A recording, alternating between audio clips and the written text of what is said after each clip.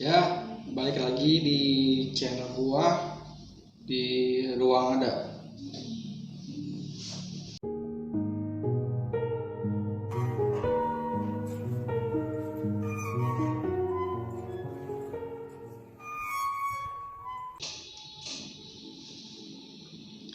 Ya, kali ini gua mau ngebahas tentang teori konspirasi dari Project Sunshine. Kalau dari judulnya sih sinar matahari ya ceria lah dari judulnya. Padahal project ini adalah project yang paling gelap. Nah, ini adalah sebuah proyek atau proyek yang dikerjakan oleh Amerika Serikat. Nah, Project Sunshine ini dirancang untuk menyelidiki efek nuklir pada manusia serta lingkungan. Nah, proyek ini melakukan percobaan pada manusia, terutama anak-anak dan bayi yang telah meninggal di Amerika Serikat tanpa seizin orang tua mereka, seizin anak-anak atau bayi yang dijadikan percobaan dalam Project Sunshine ini. Nah, kenapa anak-anak atau bayi yang dijadikan percobaan dalam proyek ini? Nah, karena kandungan strontium dalam tulang yang lebih rentan terhadap kerusakan radiasi. Nah, sebenarnya hal ini, Project Sunshine ini sudah melanggar kode etik kemanusiaan. Tapi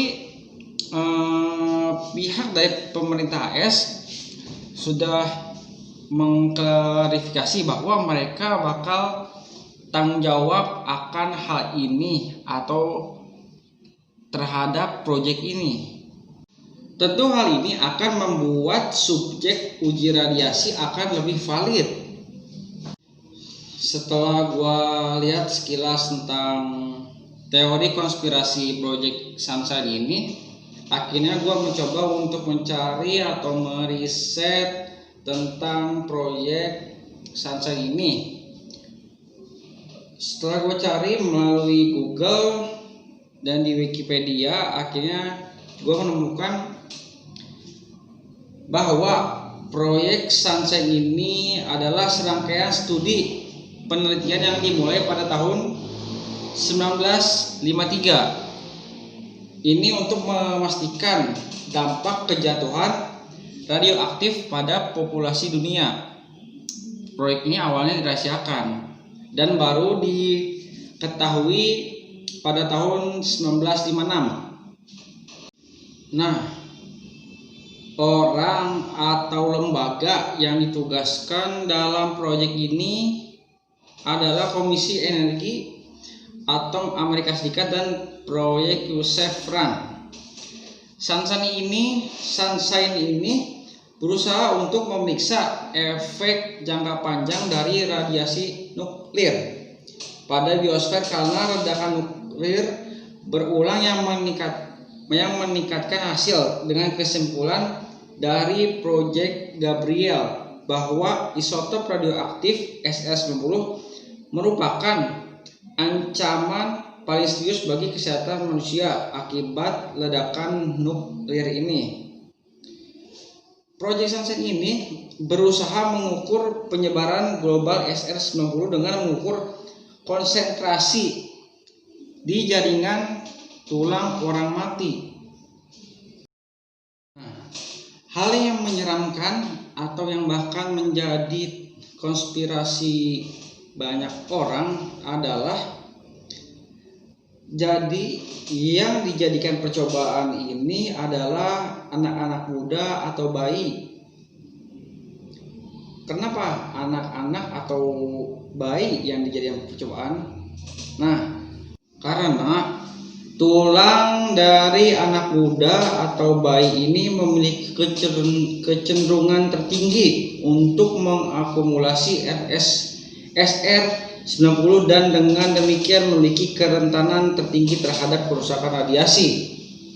Nah, jadi kenapa anak-anak atau bayi yang dijadikan percobaan dari proyek ini? Karena anak muda atau bayi ini yang rentan mendapatkan kerusakan dari radiasi nuklir ini. Makanya proyek ini mengambil anak-anak dan bayi untuk dijadikan percobaan ini. Dan percobaan ini tanpa izin orang tua mereka. Nah, dikutip dari Wikipedia, hal yang menjadi kontroversi atau konspirasi pada proyek Sunshine ini, pada 18 Januari tahun 1955, Komisaris AEC Dr. Willard Libby mengatakan bahwa tidak ada cukup data mengenai efek kejatuhan karena kurangnya sampel manusia, terutama sampel yang diambil dari anak-anak untuk dianalisis. Libby dikutip mengatakan, si Dr. Libby ini mengatakan, saya tidak tahu bagaimana mendapatkannya, tetapi saya mengatakan bahwa itu adalah masalah yang penting untuk mendapatkannya dan terutama di kelompok usia muda. Jadi sampel manusia seringkali menjadi yang terpenting, dan jika ada yang tahu bagaimana melakukan pekerjaan yang baik dalam merampas tubuh, mereka akan benar-benar melayani negara mereka. Nah, jadi di sini si Dr. Libby ini bilang bahwa kurangnya sampel manusia.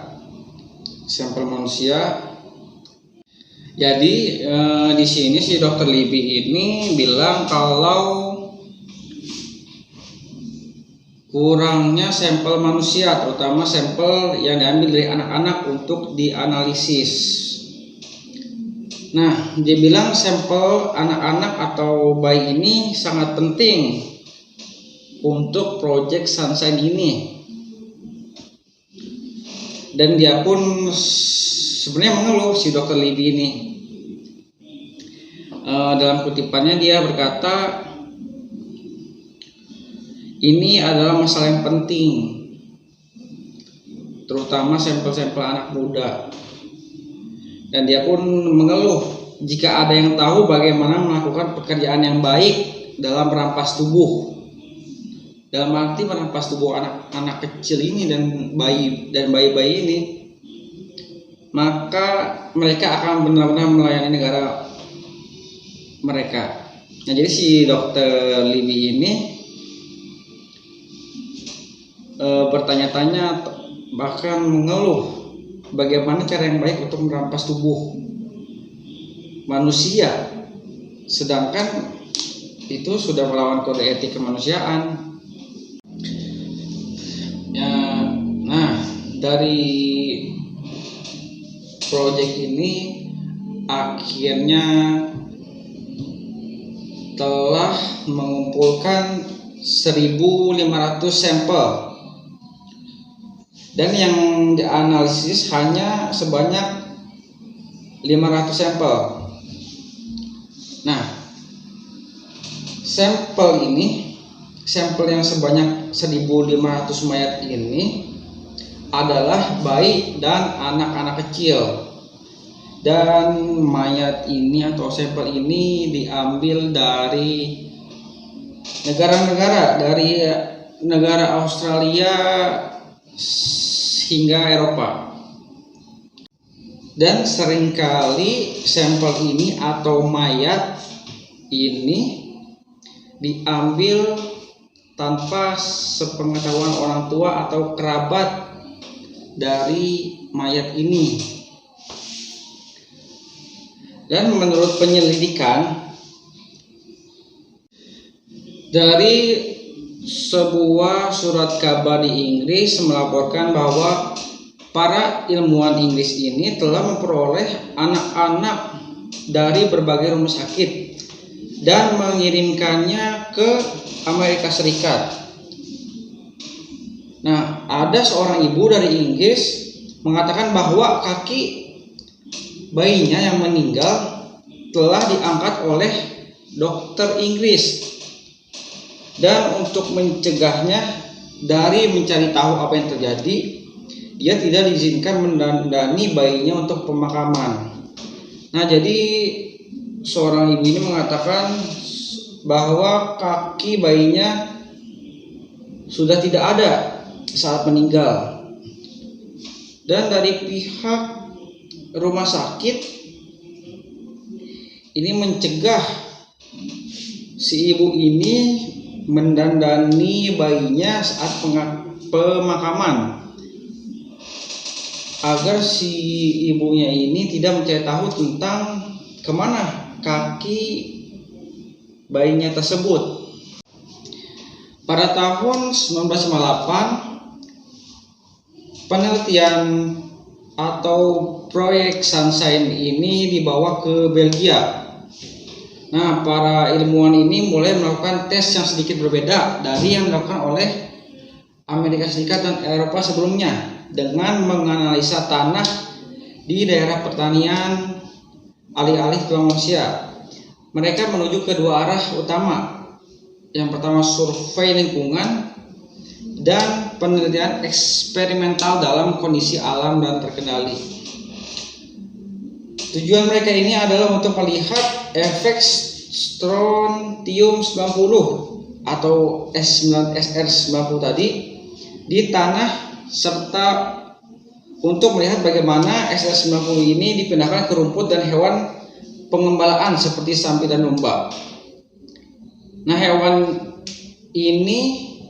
sapi dan domba ini di mana manusia mengonsumsi susu dan daging hewan ini. Nah, para peneliti juga mencari pengaruh langsung dari SR90 dengan mengamati seberapa baik rumput dan tanaman yang terkontaminasi. Nah, jadi kalau dari Belgia ini sedikit berbeda. Dia lebih ke tanah atau survei lingkungan. Nah, mereka ini mengamati bagaimana perpindahan SR90 ke rumput dan hewan. Dan hewan pun, terutama hewan pengembala seperti domba, yang nanti susu dan daging ini bakal dikonsumsi oleh manusia. Ya, ujung-ujungnya sih yang dilihat lagi manusia lagi, dan percobaannya mungkin akhirnya akan berakhir pada manusia lagi. Sebenarnya sama aja sih Belgia dan Amerika ini, cuman caranya aja yang sedikit berbeda. Dalam sebuah artikel tahun 1957, Dr. Whitlock, Direktur Pendidikan Kesehatan di National Dairy Council Chicago, membahas dampak SR90 ini dalam susu sapi yang dikonsumsi manusia. Nah, si dokter ini menyimpulkan bahwa efek dari SR90 ini tidak terdeteksi berbahaya bagi masyarakat umum di Amerika Serikat. Dari informasi di atas, tampaknya kita harus menempuh jalan panjang sebelum kehadiran SR90 dalam susu dan makanan lain dapat mengejar jumlah radioaktif yang telah lama terpapar oleh kita melalui sumber daya alam. Secara khusus mengacu pada radioaktif alami yang terpapar dari kalium 40. Kan yang tadi gue bilang, pada akhirnya yang jadi percobaan dalam proyek ini manusia lagi. Jadi SR90 yang terdapat di dalam susu sapi ini dikonsumsi oleh manusia, yang akhirnya manusia yang dijadikan sampel lagi untuk dilihat apakah SR90 ini berbahaya atau tidak. Ya ujung-ujungnya ya manusia lagi yang dijadikan sampel dan dijadikan korban lagi. Ya segitu aja pembahasan gua tentang Project Sunshine ini. Kalau kalian suka jangan lupa di like, di share, dan di komen video ini, atau komen apa yang harus gue bahas di video gue berikutnya. Dan jangan lupa juga di subscribe channel gue Ruang Ada. Oke?